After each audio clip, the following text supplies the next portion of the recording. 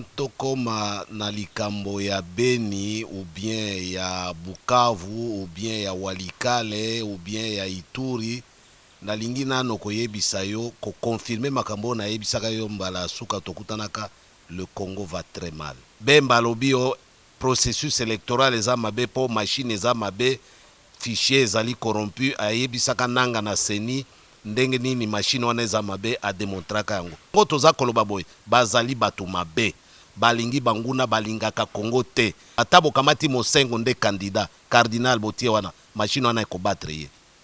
Ata bokamati nde na baka Jésus Christ de Nazareth candidat machine wana ekobatre ye. Yo yakende bato baza koyemba bo trahir biso te olandaki yango. Eniki loba bato balobi ba traître oyo balobaka yango na Tshisekedi te. Chibalake ko signé FCC ya Kabila. Donc Kabila comme autorité morale ya UDPS. Oko imagine mokolo moko Kabila azala autorité morale ya Tshisekedi. Chilombo amibwaki na nzoto makambo nyonso pa Moïse Katumbi. Boyo kaka yango ba video ezali pasi na munu pasi na nge. Mbote mingi na bino bandeko bomesana kolanda Rebecca Bilendo Pukuta la Servadi na émission na biso masolo ya kine.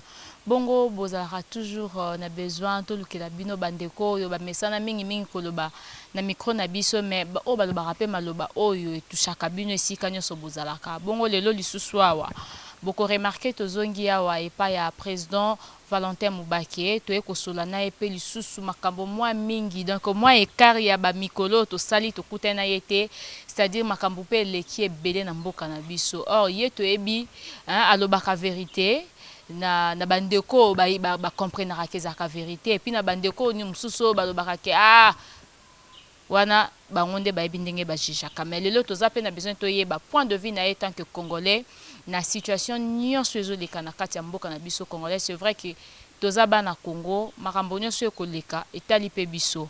Bongo na kopesa déjà président Mbote. Bonjour président. Bonjour maman.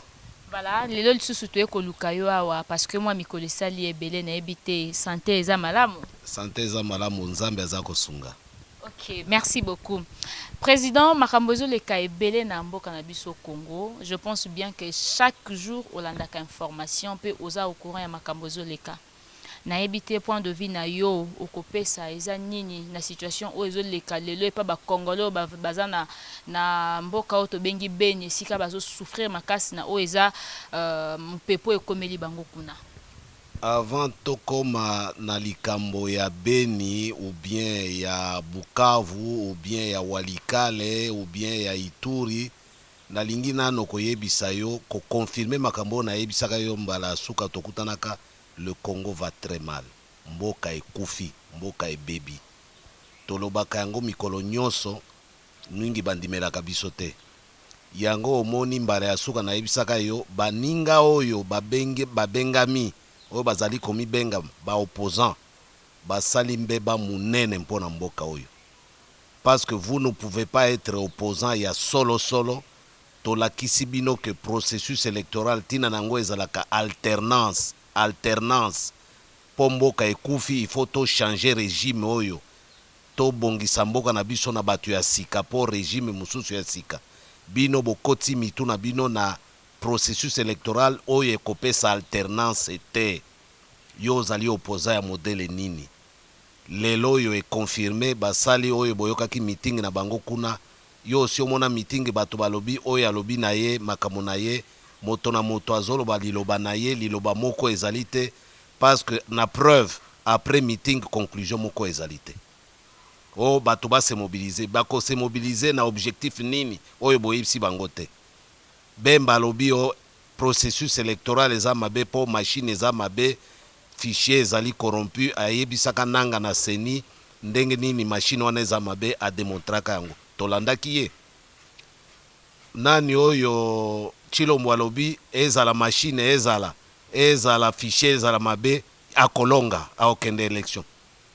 Oyo kamera alobi biso oyo toza ko se préparer bango baza ko se préparer pour na élection le 23 décembre. Alors na cacophonie wana peuple a ko retenir eloko nini conclusion na bango nini conclusion ezalite place wana ya triomphale le 27 juillet 2016 Tshisekedi auti na poto asali meeting moko munene wana asala ki plein place wana pona komona confiance oyo population ya Congo à travers population ya Kinshasa etiaki na ye Tshisekedi. Play ya nyama bato nyonso bamonaka yango contrairement ya oyo ya bango ndenge basalaki wana. Et puis Tshisekedi meeting na ezalaki na conclusion, objectif na conclusion aya wa lobi négociation à cité Union africaine tokoko takuna te po kojo azali kabiliste munene abimisi carton jaune na ba carton rouge ekolanda nsima. Omoni meeting ezalaka bongo na objectif na conclusion, mais oyo ya bango eloko nini eyebani te po nini bakoti mitu na bango na eloko oyo bango moko bayebi keza mabe, me bakobenda na nsima te po oyo nabengaka bafiche de paie ya bambongo bazwaka epai ya Kabila. Soki balingi bazonga nsima Kabila kobimisa bapreuve nyonso na bambongo bazwaka, nde yango wana bakatani makolo bayebi su ndenge ya kozonga nsima te. Président ozoloba bakoti mitu na esika bango moko bayebi eza mabe, mais kaka un peu koexpliquer congolais parce que congolais alingaka mingi koyoka vérité ebimaka na monoko na yo. Nini yango eza mabe esika bango bakoti mitu? Vérité ezali simple. Oyebi maponami esengelaki esalama na 2016 ya président de la République. Kabila aboyi ko organiser ba élection. 2016 Tshisekedi alobi bon likambo te toko bebisa mboka te tokene na ye na négociation a convaincre biso tokei na 5 topesi Kabila mbula moko 2017 ya kobakisa 2017 eloko moko te Niki ale ayawa oyo américaine représentante ya États-Unis na Nations Unies ayawa ba négocier na bango baye kopesa ye 2018 décembre 2018 yango oyo, mais décembre 2018 bokoso ekoti Kabila sikoyo asali ndenge nini aye na machine à voter. Machine wana bato nyonso baboyi yango, d'abord ezali na loi électorale te, ezali pe na calendrier électoral te oyo nanga bimisaki. Machine wana moto na moto bato nyonso bayebi ndenge ya komanipuler machine wana te po ezali tactile. Mboka na biso deja wa omoni nde okuti biso courant par hasard lelo ezali kokoma boye courant ye, mais courant na Kinshasa ekatanaka. Kamata machine wana na Bongandanga, kamata machine wana na Bosobolo na Kibombo, courant ekei baosala ndenge nini ou bien ekufi ekosala ndenge nini? Bemba ye moko a démontré que machine wana ekoki kosalela plus de 200 personnes par jour te na bureau de vote. Or nanga prévoir na bureau moko 600 personnes, 400 mosusu wana bakosala ndenge nini? A supposer que machine yango esali bien 200 personnes ekwe ya mpane te. Donc problème chaos. Kamata kuna fichier électoral batu ya organisation internationale pour la francophonie OIF bayaki ko-auditer fichier électoral ba liste ya ba enrôlé. Nani abengaki bango seni ye moko baye kotala boye balobi bakuti kuna 10 millions de personnes bazana ba empreinte te, empreinte digitale. Oyebi na moya lelo na technologie yo bako bimisa yo Rebecca ata 1000 en 10 secondes na ba Photoshop. Donc motomoko akolo bate que Rebecca ya solo nani envoyant le visage. La seule chose qui peut identifier quelqu'un de manière univoque oyo ekolo ba moto yo songolo sans que bo mikosa ezali empreinte digitale. Po moto na moto zaka na empreinte digitale na ye. Batumi bale jamais bakoza na empreinte digitale moko. Nzambe asala yango ndenge wana. Bongo sikoyo 10 millions wana bazangi ba empreinte digitale banani. Donc baza ba fictif. Alors batwana bayebani te. Qui va bénéficier na dépôt wana ya 10 millions de personnes? Kabila yemoko ayebi. Kamata siko na machine wana batu 10 millions na baza banda ko voter na kati ya machine wana. Bako balola bavoya ya batu ndenge nini toyebi te. Yango batu nyonso bamboka nyonso ya communauté internationale. Les Américains en tête balobi na biso bo utiliser machine wana te. Ba français il y a 4 jours ba oti ko bloba bo utiliser machine wana te. Ba britannique il y a une semaine balwa ki to utiliser machine wana te. Ba to nyonso ba boy sauf Kabila nananga. Eloko ni baza koloba baza koluka na machine wana. Eloko ni babombi na machine wana. Alors yo sikoyo opposant na eloko ya ndenge wana. Ba yebisio eloko wana eza mabe ba mokili mobimba yo kanga yo ke kotia mutuna na makambo wana. Donc ozana eloko mo eza kotindeka yo kene kuna, mais eloko yango eza na bolamo ya Congo te. Po élection ezalaka eloko ya motuya ya bato, nombre nde élection. Bavotaki yo na bato boni baboyaki yo. Oyo azwi bato ebele nde baproklame vainqueur. Nde élection yango wana ti. Or bato wana nombre wana bazali na fichier électoral. Nde kuna esika tozali na 10 millions bato bayebani te. Yo kolonga ndenge nini. Nombre wana yo yebi yango te. Bongo résultat ndenge nini ko réclamer. Nde yango toyebisi bango oyo nyoso andimi akende na élection ya motindo wana alingi Congo te. Po élection wana ekopesa biso alternance te. Eko reconduire Kabila na bato na ye, eko reconduire misère ya bakongolais, monyokoli ya bakongolais. Alors yo kolo bateke ozali opposant, omoni ondimi pe ozomona makambo ya ndenge wana omitie mutuna wana makambo wana. Elingi koloba ke bato nyoso bakei kuna bazana eloko moko etindiki bango. Eloko yango nini? Voilà photo Lukatoeba et Loko Nini et Tindiki Bango. En tout cas, je vais simplement rappeler na bandeko bazolanda biso ba question yo concernant meeting ya ba opposant concernant makambo ya seni eza moko parmi ba question to bongisa ki mais to salika kande moi échange hein to bandine yango bongo to sukisa na ezali processus ya beni. Bongo président mo mitune ezokoba toujours. Tout à l'heure là na yo kiyo lisusu olobi ba opposant wana basali meeting na bango sans objectif bakabwani motona message na ye na monoko mais na kolanda toujours kaka bango na meeting na bango bazo beta CTP ko ebisa congolais bo voter bo pona plutôt machine ya voter te to ko kena ba élection na machine ya voter te pendant que baza ko espérer que élection ezali kaka le 23 décembre et puis nanga kaka ndolobi Corneille Nanga na président de la République au basali pour organiser ba élection yo bango balobi pe kaka machine à voter nde kozala utile oyo ba congolais ba ko voter ce que to éviter confusion à bongo congolais yango nazako bana yote bazali bango moko ba mitie na contradiction objectif ezalité basala nini parce que congolais a influencé jusque là basala lokola biso yo soki omoni robinet ezali wana olingi omela mai bafungoleli yo robinet wana bapesi yo vere ya mai omoni michopo eza kobima kuna na kati na mai okomela mai wana omela mai wana te oba mai eza mabe bopesanga mai ya malamu po nini bango bandimi bamela mai ya mabe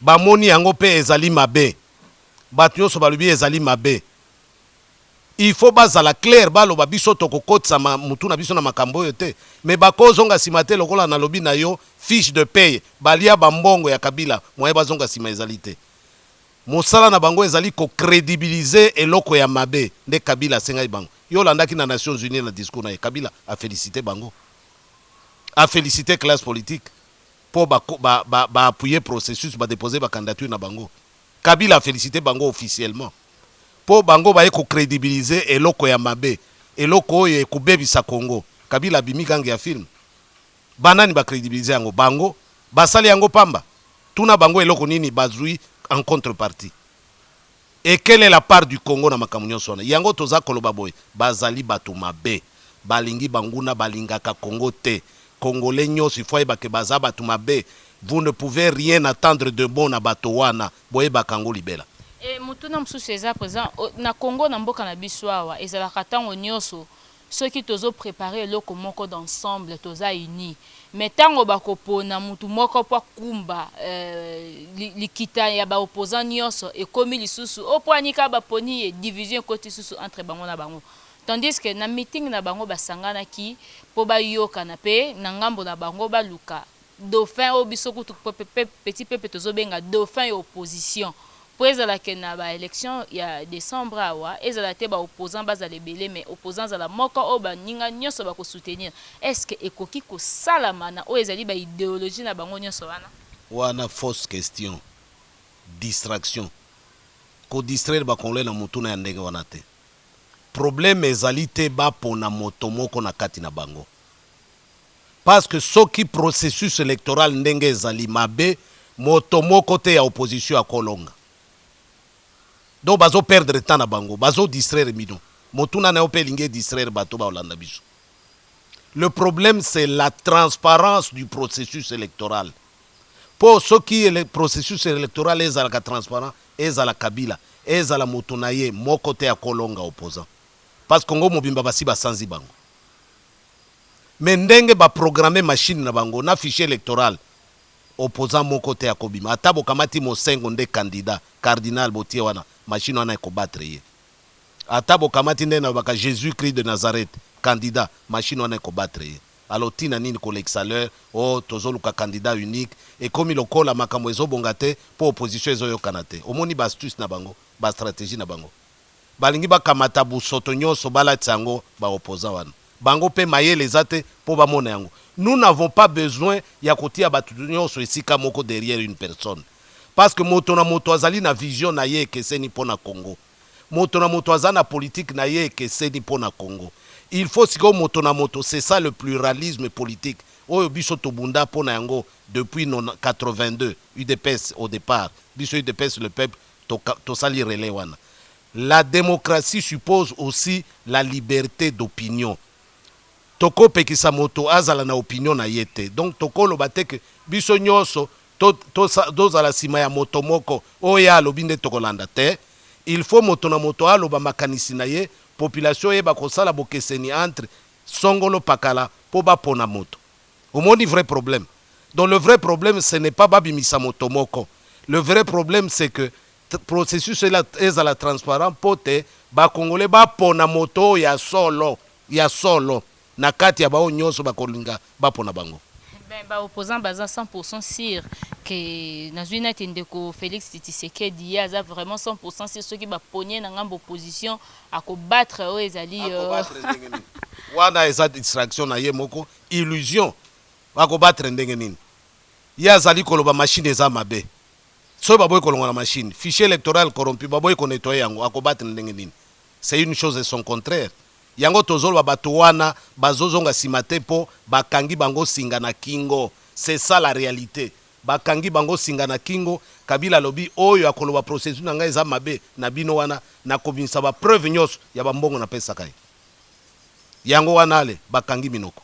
Mettons au nyonso président Valentin Mubake alobaka na micro ya bandeko na biso ba journaliste ebele na nga moko pe déjà na yoka message wana osengaka toujours na ba opposant wana balobela peuple vérité. Vérité nini penza bango penza bakolobela peuple vis-à-vis ya makambo nyonso ezoleka na mboka na biso peuple aza victime. Mais yango na lobi te bango ils ne sont plus aptes moralement à parler au nom du peuple. Ils ne sont plus aptes politiquement à défendre le peuple. Pour basi bateka milimo. Mais tout le monde peuple alanda ki bango ebele na meeting, bazaki ebele bongo na triomphal. Bazalaki ebele te. Kamata le 27 juillet 2016 avec Tshisekedi. Omonaki batunenge bazalaki wana. Nao ya bango. Ba parti politique boni bakutani wana. Tshisekedi ye moko asala kanini. Bazaki ebele te. Et puis peuple pe azali curieux. Aya koyoka. Yo yakende bato baza koyemba bo trahir biso te olanda kiango enikolo bato balobi ba traître oyo baloba kango na Tshisekedi te do baza ko douter na bango et puis baza ko douter na bango na tina parce qu'en fait bazomona que ils ont déjà trahi le pays nde bato balingi ba toyebisaki bino bo trahir biso te po baza sur na bango te bakolo ba vérité te. Yango nazolisa yote alternance ekosalema ndenge nini bato nyonso mikili nyonso o nzambe asala eboyi machine yo telemedi yango te mopaya nde akomi kolobela yo ofandi na yo nye okangi monoko donc oganye quelque chose bafuti yo nini mpo ofanda nye na eloko etali mboka na yo bafuti yo nini mpo ondima fichier électoral corrompu oyo ekobebisa baélection ya mboka na yo bafuti yo nini baloba vérité biso tozana courage ya koloba vérité po tozali libre et digne tokangama lokola bangote nous sommes des hommes libres. Moi j'ai toujours dit je bénéficie de tous mes 6 degrés de liberté na koloba oyo na lobi oyo mpe azali na idée contraire na oyo ngai tuna yete apesa ba argument nazoka mutu moko azo répondre ngai te na bango nyonso banda na banda koloba troisième mois yango bazo répondre ngai te. Ebele balobaka ba ko répondre yo te pour président Mobaki azalaka ne sous na mbongo te azane ne loko te to ko répondre e pona nini. Donc mbongo nde sali bango valeur. Omoni vision na bango. Donc une personne humaine c'est l'argent qu'il a et non pas les valeurs qu'il incarne. Omoni ne to kanga to keseni ngana bango. l'argent sur l'argent ne fait pas le bonheur.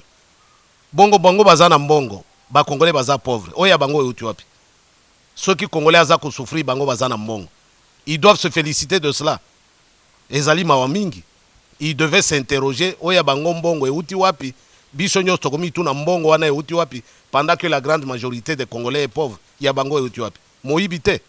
Corruption te. Eza mawa mingi. Na bato balingi ba diriger Congo mawa mingi. Bela ba congolais pe bazalaka bongo so bazolanda ba émission na biso ba commentaka toujours pendant que bazoyoka président Valentin Mubaka lobaka kaka mingi msusu bazoloba président lobaka kaka parce que ye alia gâteau te nayebi ke mutuno na tuna yango déjà mais ba continuera toujours koloba donc à chaque émission besoin ya congolais kaka parce que ya kotaki na cercle wana tesika partage ezalaki soki kaka kotaki wana lingaka loba talingaka nga monoko est-ce que vous avez sûr ezaka pe vérité congolais mais podi na kota na kati te ezali te ke bakanga porte nga nazalaka na 5 ans boyebi yango na négocia nga nazalaka na Sand City j'étais le chef de la délégation de l'UDPS donc makambo nyonso nazalaka na banégociation mais biso UDPS tokotaka na biloko na bango te tozalaka na Sand City tobundi mpo na tobengaka accord global inclusif ya Sand City après accord ya cascade ya Jean-Pierre Bemba na Kabila tosala tu bato bazongi tosali accord définitif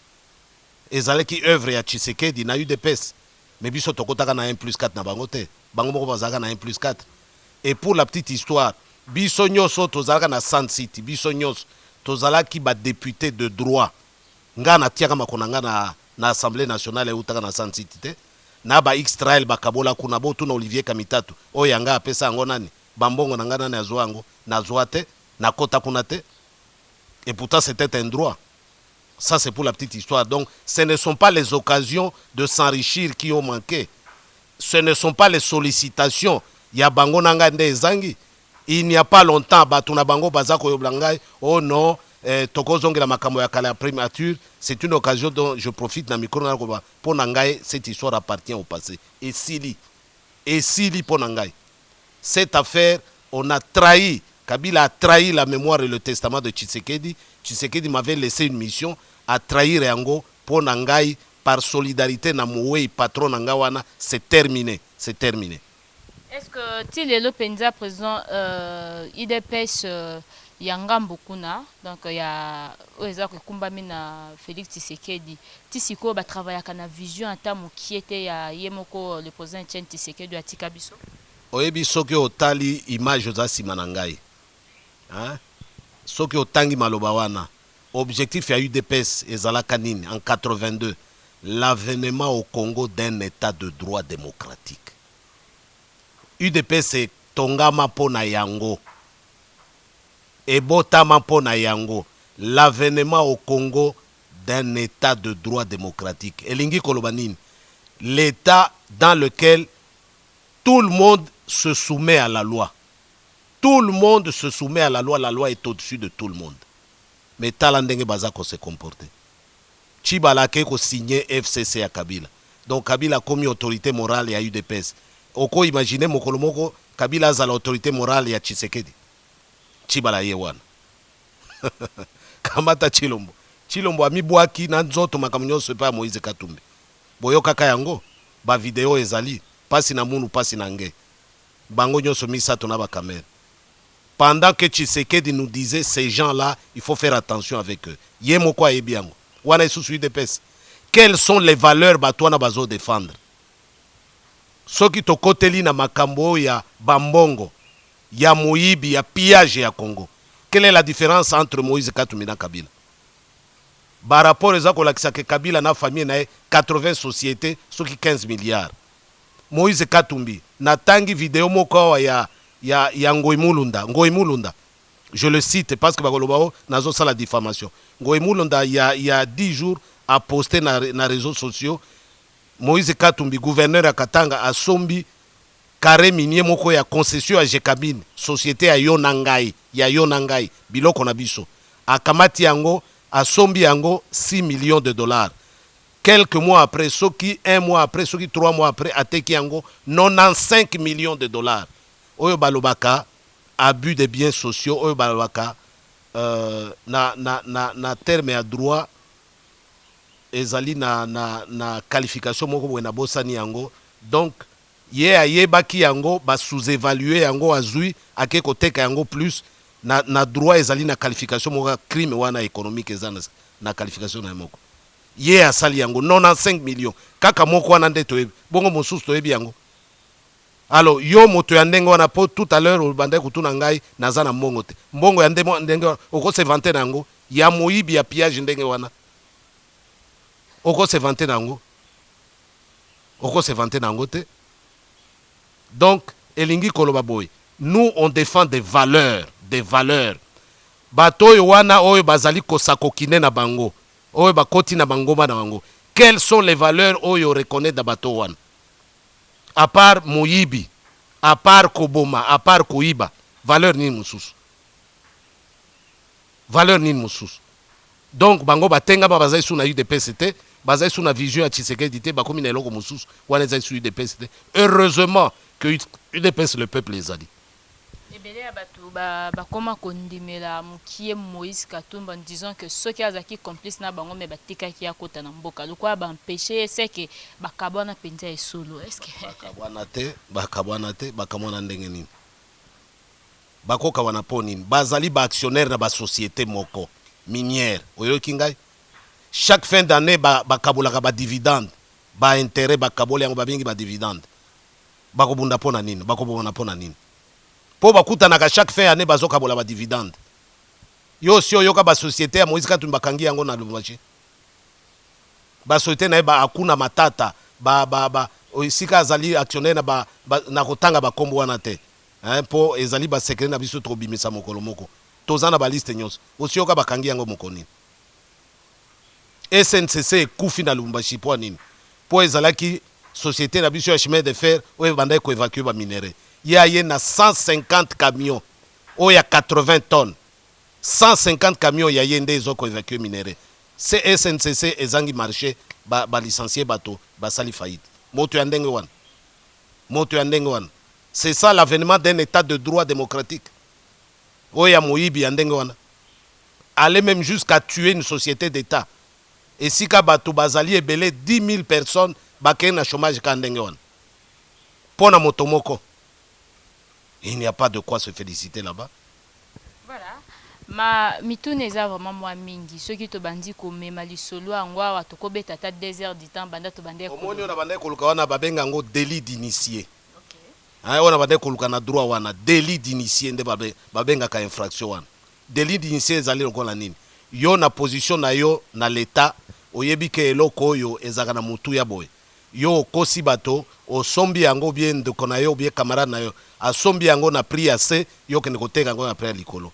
Donc babenga yango délit d'initié nde ya bango wana. Oyo nyoso jekami na subir, oyo nyoso NCC a subir, oyo nyoso ba entreprise ya l'état kende na SNEL, kende na régie des eaux kutaka ba délit d'initié, kende na bandako ya l'état ba délit d'initié. Ba okamata ndako ya l'état au 2 millions de dollars alors que ndako wana ezali à 20 millions 30 millions. Bango nyoso tala ndenge ba Panza ville bandako nyoso ya leka ba botola ya l'état ba botola kaka na Kinshasa te na ba ville nyoso bango nyoso ils sont sous le coup des délits d'initié crime wana économique et bako échapper na yangote.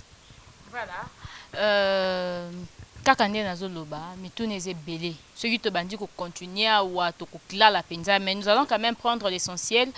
Le président tozonga mukie na likambo aseni avant président to lobela o ezali ba makambo belé ya congolais bazo benga distraction na bakambo zo leka kaka na mboka na biso awa nazongi mukie na makambo aseni la fois passée tolanda ki bongo bon biso bato information tolanda rapé bongo ba information to participer rapé na o ezali ba makambo ebele bongo seni a placer ba machine oyo kaka congolais zoboya mais a placer yango na ba aéroport pour permettre na bandeko bazo voyager ba palper pe ba memasango pa bandeko bazo kenya na ba province et puis na ba o pe bazo bima libanda mboka na ebité. Est-ce que ce sont de meilleures façons ya ko tinda congolais akende ko beta lisolo ya machine à voter wana pendant que ebele ya lo o nanu congolais zozela nanu e comité élection za soit disant le 23 décembre o nanu kutu congolais azui penda confirmation nango sûreté parce que matos matériel o ko sunga congolais na élection nanu po écouter komina nu kutu compléter. ezali distraction oyebi makambo ya élection. Kabila alingaka na ye élection te. Kabila depuis 2016 les élections devaient être organisées à Salindenge nini aleki kuna na cour constitutionnelle na ye bakamati article 70 où le président en fonction reste jusqu'à l'installation définitive du nouveau président élu. Balobi a élire te, l'article dit élu. 90 jours avant fin à mandat na ye, le scrutin devait être convoqué, ba convoqué en côté. Akamati kaka o ya kozela moto yo ba ko installer alors que moto wana il fallait ba ponaye 90 jours avant ye assis mandat na ye. Omoni ba jeune soana et comme na pasi na mawana ba juriste na biso ya cour constitutionnelle. C'est à se demander si on peut encore envoyer des enfants étudier à la faculté de droit. Oh ya biso mawa mingi na soni, mawa mingi na soni. Donc 2016 mandat esili. Tokomi 2018 les loyo. 2 ans après, pas d'élection. Kende na Assemblée nationale. Mandat ici là depuis 2017. Bazali kaka en fonction.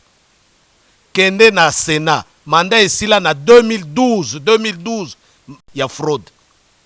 Kamata cours et tribunaux. Ba kombo ezali kobima na ba institution illégitime.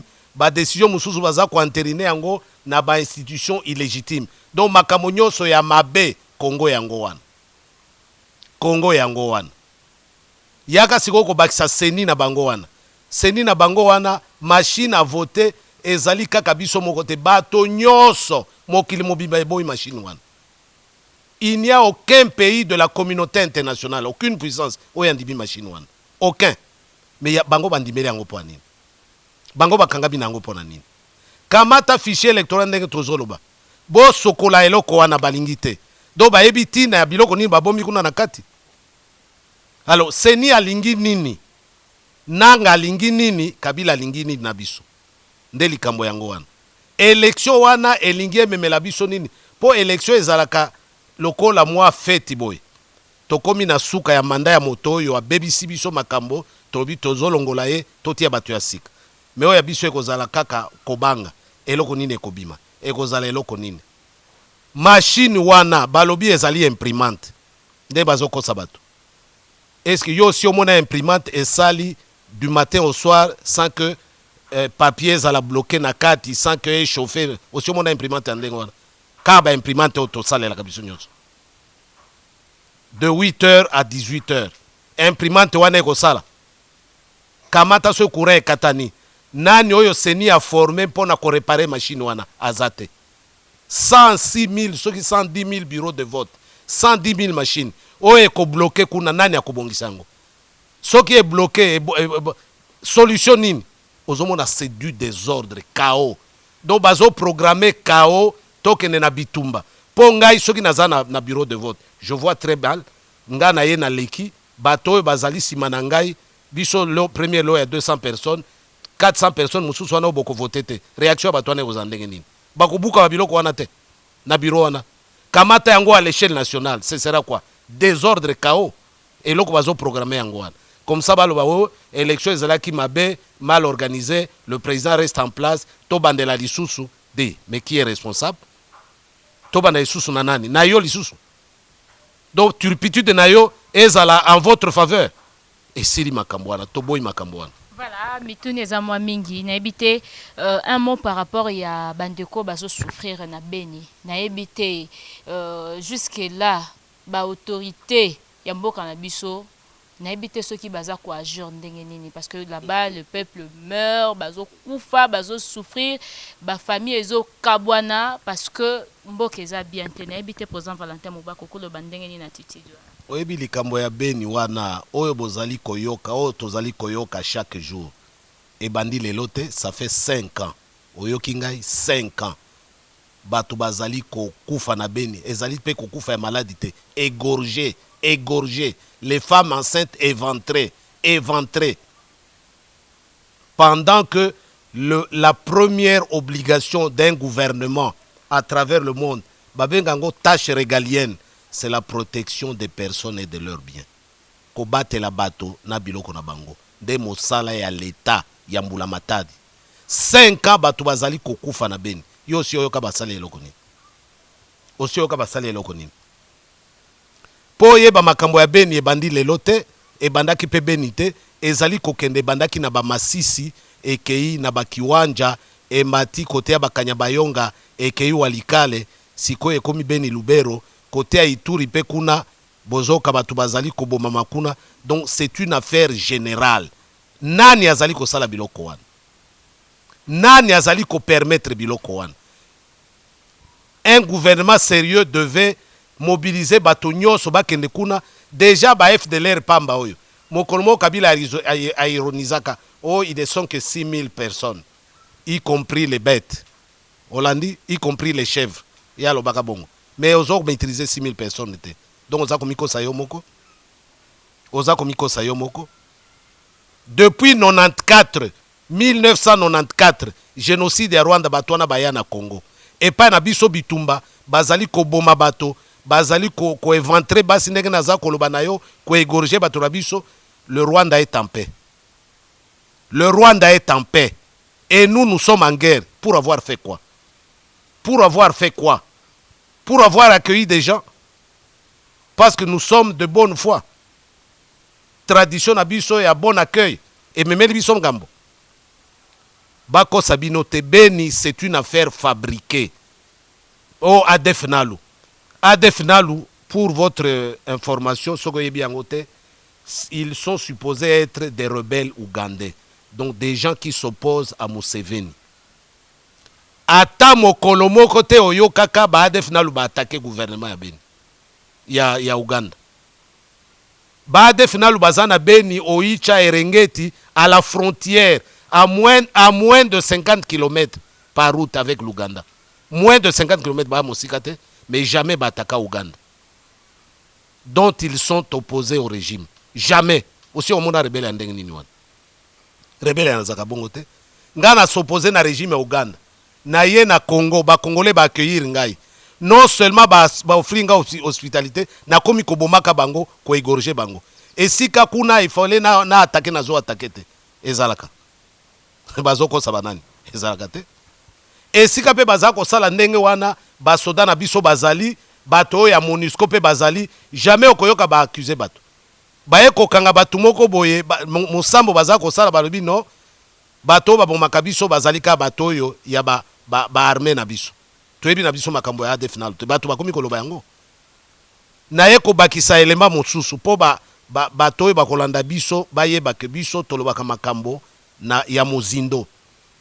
Oyebi ba parti nyonso ya Nord Kivu na Sud Kivu un peu moins, mais Nord Kivu nyonso na ba village kuna bato bazalaka isute. Babengi bango ba déplacés internes de guerre, déplacés internes. Dernier rapport à MONUSCO est dénombré bango 4,5 millions ya bato. 4,5 millions. Ezali lokolo kamati Congo Brazza mobimba population nyonso. Okamati Gabon mobimba population nyonso ndeza na bakan. Ba longwe na ba village na bango na Nord Kivu. Kuna nakaba vivaka ndenge nini pour vous dire que c'est une affaire qui relève d'une conspiration. Kuna balia kabiloko ya PAM, Programme Alimentaire Mondial. Bana na bango oyo batalera bango ezali UNICEF. Oyo santé na bango OMS. Tous les trois font partie du système des Nations Unies. Donc ezali eloko yebani au niveau international des Nations Unies. Mais c'est très grave. C'est très grave. Rien que cet aspect-là, on a 4,5 millions de déplacés internes au token d'élection. Vous blaguez avec qui? Qui vont voter à la place de ces gens-là? Parce que dans le village, le village est la vie d'été. Batobasi va remplacer bango bauti wapi banani. Pourquoi faire? Alors. Donc, likambo ya Beni ba Congolais ba que c'est une grande conspiration et qu'aussi la tête tant que le régime de Kinshasa est tel qu'il est. D'ailleurs, mon discours est salaga ba rapport et bimisi ba kombo ya ba généraux ya armée na biso oyo bazali de connivence da ba rebelle et bimaka. Mais on va promouvoir bango. Donc ils aillent sous sécurité. C'est une affaire concoctée à partir de Kinshasa. Et cette affaire ne prendra fin que quand le régime de Kinshasa va tomber. Ok. Makambo ya olobeza mwa mingi mais ba ndeko bazolanda biso bakoki ko supporter, on doit s'arrêter ici parce que télévision eza sima ya ngonga mais tango nyonso toyebisaka bango Vraiment, tango nyonso to zalaka na besoin ya président Mubake na sira yambaka biso. Mais na ebité soki okoyebisa congolais nini. Asala nini na moment oyo mboka na biso tisikoyo eza soki mupepe boye Kongola kei soki mupepe boye Kongola kei ya to ki susu mupepe bazokanga ba minero batambolaka bongo bongo na babutu batambolaka sans soutien sans caleçon ba pepe Kongola bengi yango distraction. Besoin pepe Congolais ali élection na minute okoyebisa Congolais nini asala nini vis-à-vis ya distraction nyonso ezoya liboso na ye pona ko longola biso élection ezala te to ndenge otuni mutuna na yo olingi otindika nga na nzela o élection il faut esalema n'importe comment te. Peuple congolais asengeli na élection te. Soki osuki wana asengeli na élection osuki wana olimbole yango malamu te.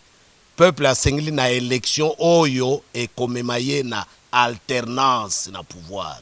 Omoni esika il faut kolimbola ndenge wana. Po soko lobi asengeli na élection elingi eko koloba pe n'importe quelle élection. Lokola yo Kabila zo préparé te. Peuple congolais asengeli condition de vie na ye e bonga po Nzambe apesa ye manso po azala heureux azala bien na mboka na ye. Mais oyo bazali kokamba ye bakomisi ye mboka na ye lifelo alors que paradis terrestre yangoyo. Donc peuple congolais asengeli amona paradis terrestre wana oyo Nzambe apesa ye oyo ba transformer comme lifelo. Akomona yango ndenge nini? Akomona yango soki régime oyo échanger. Oyo ezali konyokola ye etie na situation ya passe. Régime oyo ko changer ndenge nini? Na ba élection ya solo. Omoni? N'est pas n'importe quelle élection. Élection wana ya solo nde toza ko réclamer. Na ba opposant yo bazali kokota mituna bango na likambo wana. Sans que basenga élection ya solo, bazali banguna, bazali binemi ya peuple congolais. élection ya solo ko sala mokolo nini? Pe ko za la préparer ndenge nini? Yango biso tolobi toko ki jamais kondima n'importe quelle élection.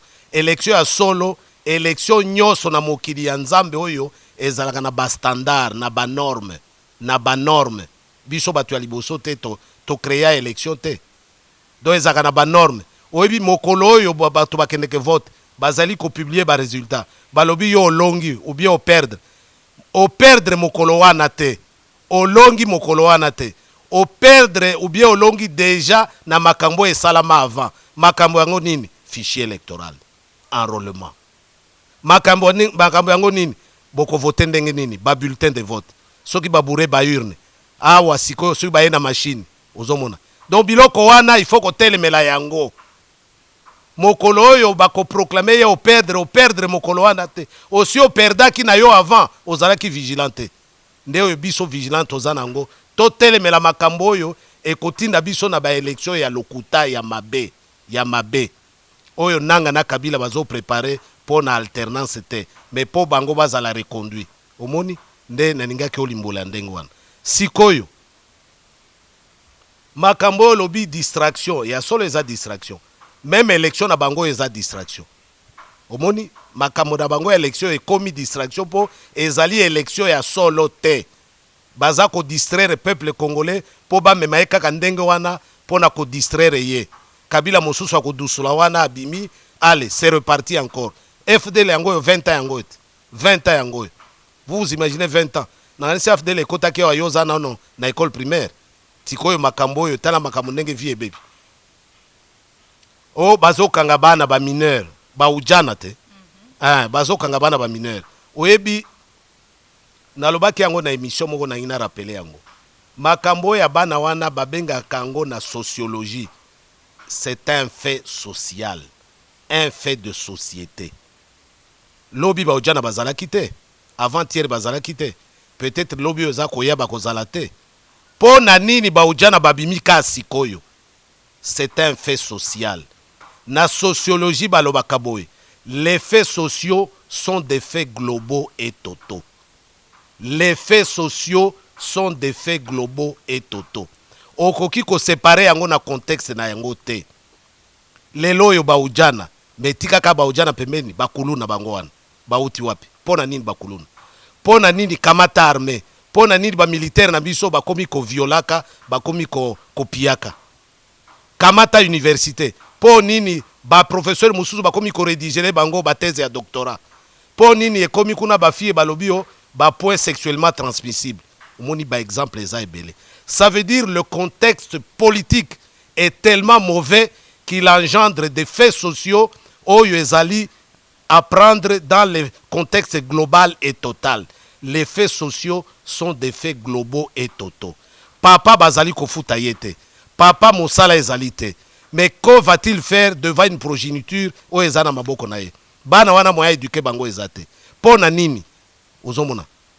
Mwana mususu azalaki maladi akutani na sheri na ye moko na coin boye ya papa moko boye afuteli mbongo akende ko se faire soigner. Akoma redevable na papa wana ujana pe bimi maramoko. Il se donne à ce papa-là. Il peut se donner à d'autres. C'est une des explications. Donc, les faits sociaux sont des faits globaux et totaux. Mboka ya biso e ko engendrer makambwana ebele e ko suka kana bakuluna te, ba ujana te, tosi tomoni e toucher enseignement, et toucher santé, et toucher transport, e komi tala demi-terrain. Tala likambwana. Chauffeur ya taxibus, course moko, na prix à carburant et zalaka 500 francs. Mais na prix wana et mati à côté à sous course wana a ko gagner 500 francs. Et il divise ça par 3 pour retomber sur ses pattes. Les faits sociaux sont des faits globaux et totaux. Ba oyo nyoso bazali ko condamner bana wana. Atako biso to condamner bango. To sengi na bango ba pousser raisonnement na fondement makambo wana e uti wapi pona nini. Ok, je pense bien que Nabandeko Balandi va comprendre au moins des explications. Il y a présent Valentin Mouba qui est face à la réalité. Belezo le Kalambo Kanabiso. Bon,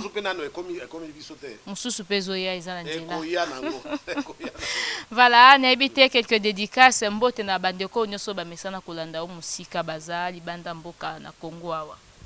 Na sengi otuna kinga motuna wana ba Congolais soki message loko nini basala. Na koba